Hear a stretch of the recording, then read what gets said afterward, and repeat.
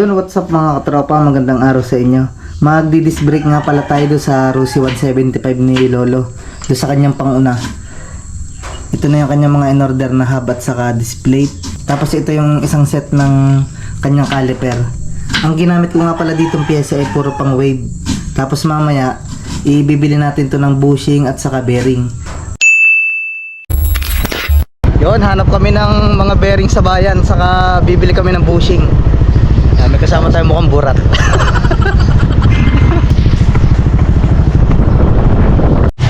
Yan, nandito na kami sa bilihan ng bumili na kami ng bushing at saka ehe. Bearing naman. Tara, tatrambay ka ba? Yung bibili naman ako ng bearing. Dito ako nabili sa sa auto parts. Binibili kong bearing ay Koyo ang tatak para matibay. Pangit kasama to, masyado magugutumin. A few moments later. Yung kakauwi lang namin mga katropa. Ito na yung hub natin na lalagyan natin ng bearing. Ang gagamitin nga pala natin bearing, isang 6301 at saka isang 6201. Yan, update ko na lang kayo mga katropa pagka naikabit na natin yung bushing at saka itong bearing dito sa ating hub. Lagyan lang natin ng grasa tong bearing mga katropa para tumagal yung kanyang buhay. Yan yung kanyang rubber. Tanggalin lang natin tapos pupunuin natin yung loob. Yan, pagka napuno na natin ng ganyan, pwede na uli nating saraduhan. Mas maganda kasi yung mapupuno natin ng grasa para tumagal yung buhay ng bearing. Yan, nailagay na natin yung isang bearing mga katropa. Yan, ito na yung ating bushing.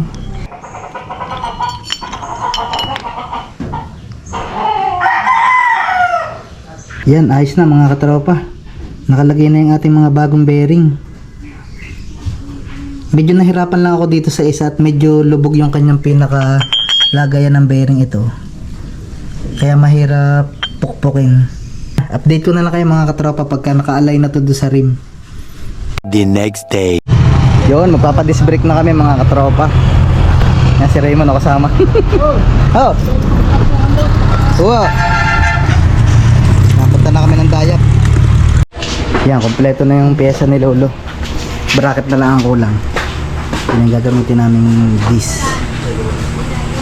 Tapos nakabili na rin na kami ng gagamitin mga brake fluid saka mga tornilyo at spacer.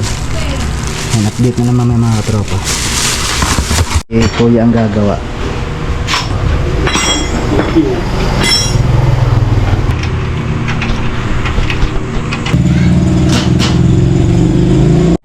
Ayan o, nagawa na yung bracket. Naipit pa yung kami ni kuya o. Paano itong dugo o. Ibibilid na lang to.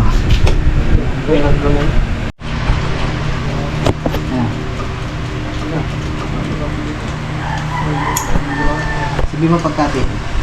Okay.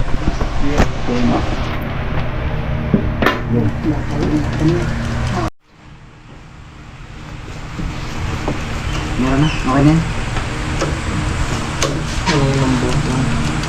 Yung sobrang lakas baka hindi may agad. Yun lang.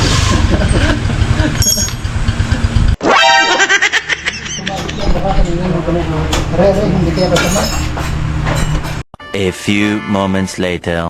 Yan, nandito na kami sa bahay mga katropa. Ito na yung ginawa ni kuya na bracket.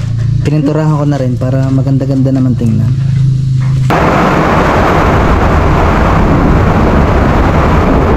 Yan, ito na yung ginawa natin mga katropa oh. Yan oh, gamit-gamit na natin yung ginawa nating disc brake sa Rusi 175 ni Lolo. Yan na siya oh. Dito tayo magsisimula sa kanyang brake master.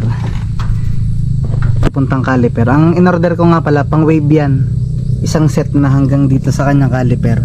Tapos ito yung pinagawa natin sa Dayap na bracket. Tapos ang ginamit natin na hub pang wave saka tong kanyang caliper disc.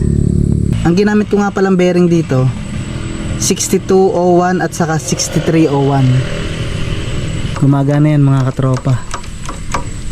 Hindi ko lang maipakita sa inyo nung umiikot kasi wala akong kasama ngayon. Kaya nga pala kami nagpalit nitong disc brake kasi yung kanyang hub na stock, lumuwag na yung lagayan ng bearing. Kaya sabi ko, i-disc brake na namin para medyo lumakas yung preno. Saka malaki talagang lakas to kaysa doon sa stock. Tapos bumili na rin kami ng bagong ehe. Hindi ko lang alam kung may mabibiling dasil dito. Pero tingin ko dito sa kabila meron. Ang alam ko kasi dito, ang inilalagay is speedometer dito. At yun, hanggang dito ko na lang tatapusin ang vlog mga katropa. Sana nakatulong sa inyo kung sino mga gustong mag-convert ng disc brake sa Rossi 175. Madali lang yan mga katropa, basta sundan nyo lang yung mga ginamit kong pyesa. Bye bye.